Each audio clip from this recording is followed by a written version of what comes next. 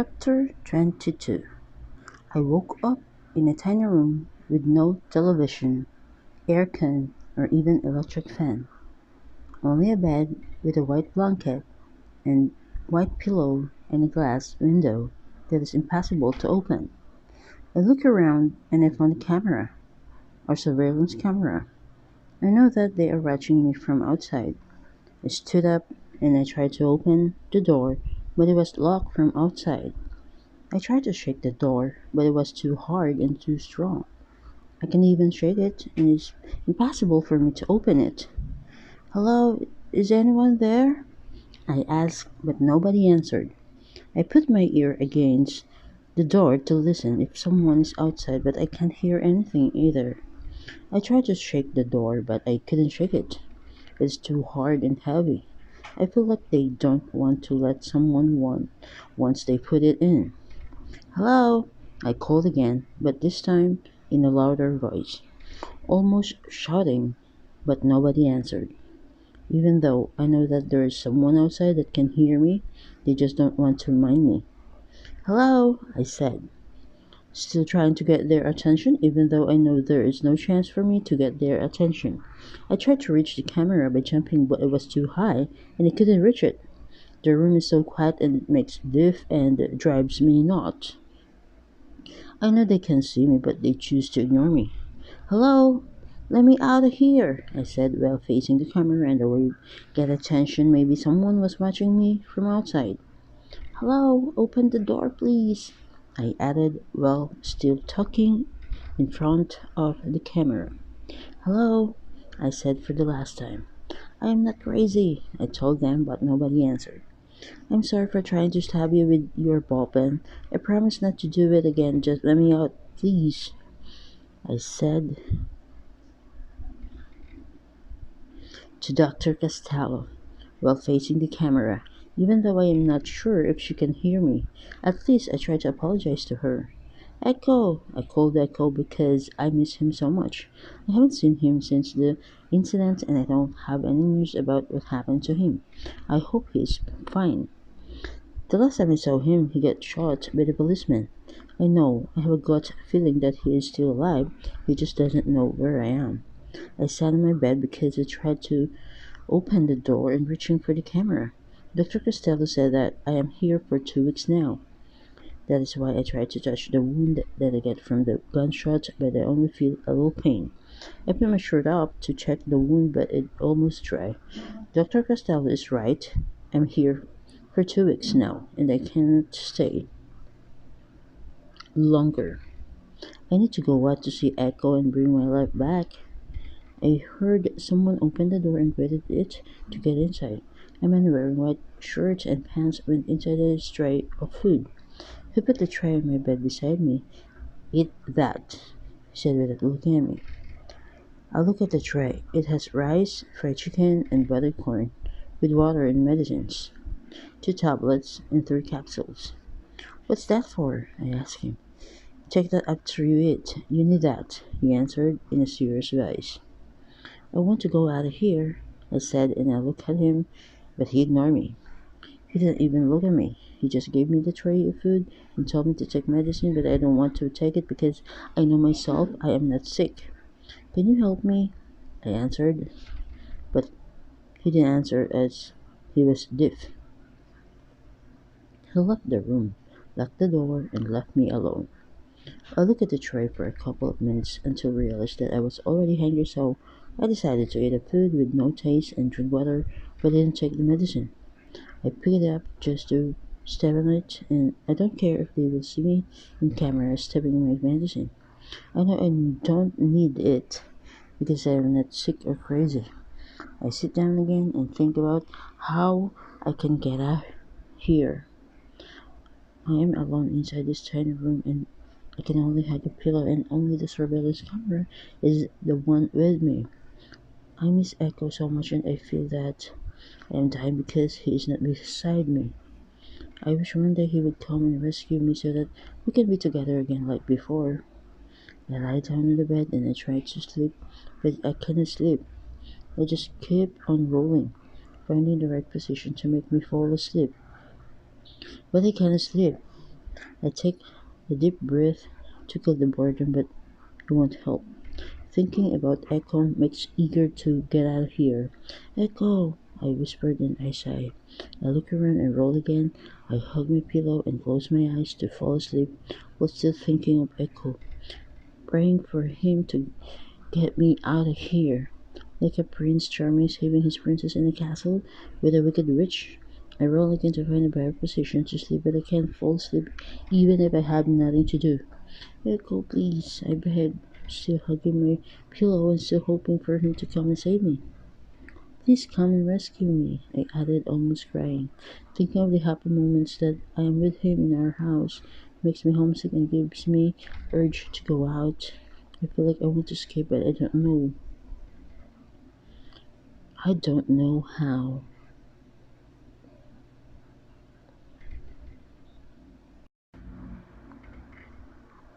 Chapter 23.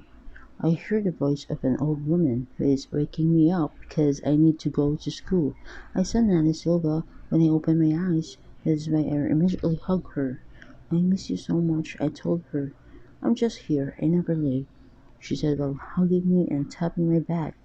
Her warm embrace comforts me. I hope this one is real.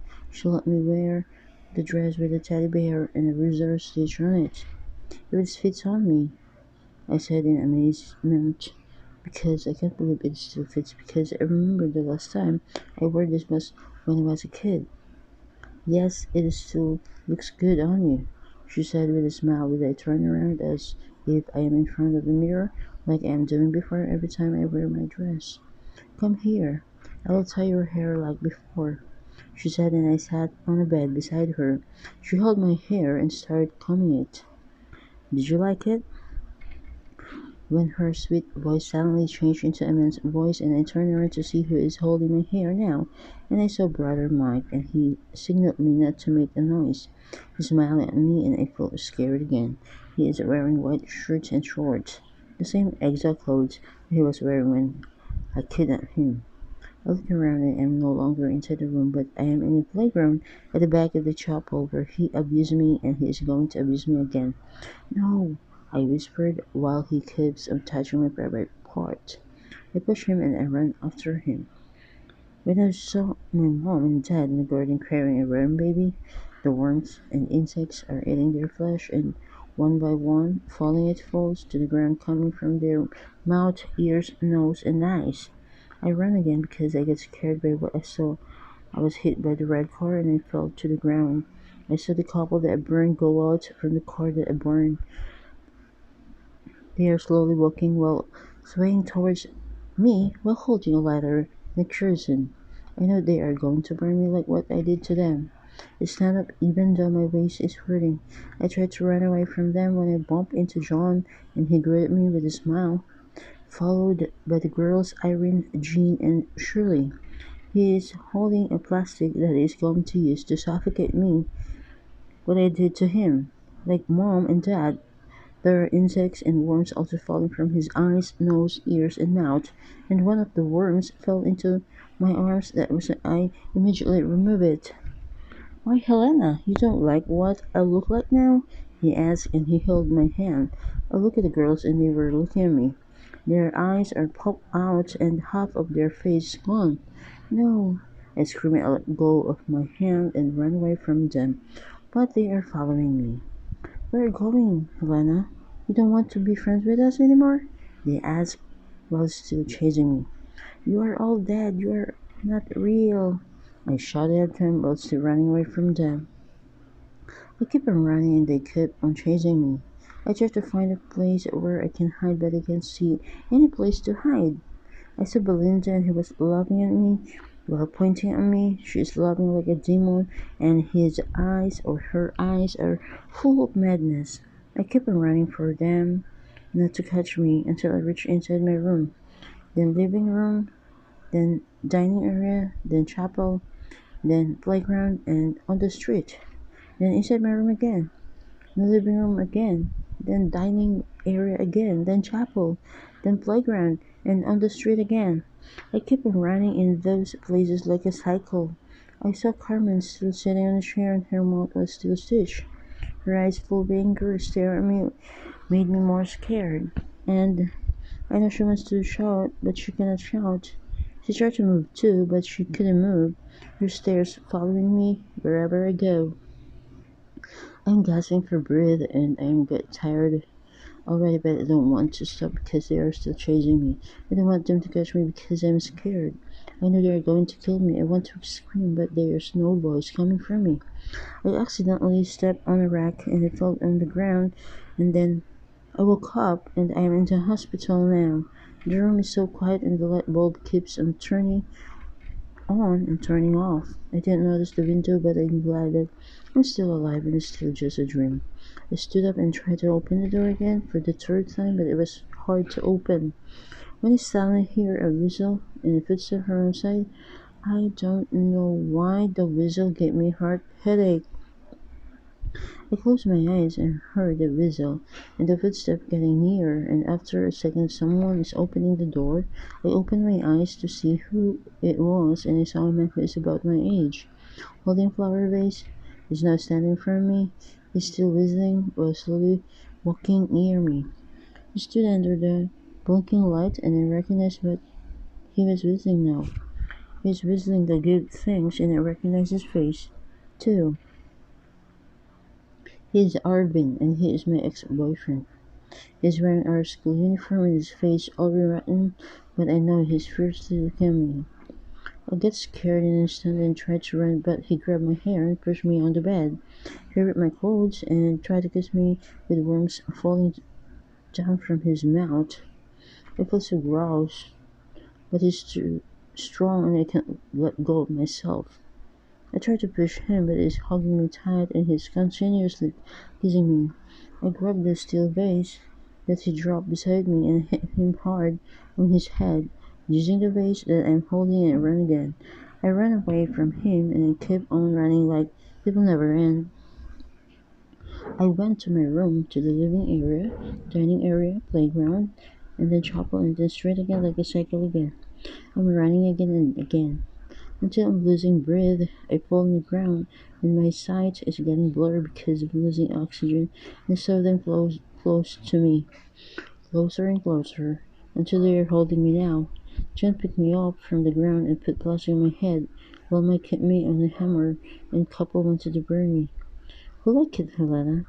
John asked me, so I'm so scared, but no one is there to rescue me. No nurse, no doctor was there, and I'm alone and I couldn't save myself.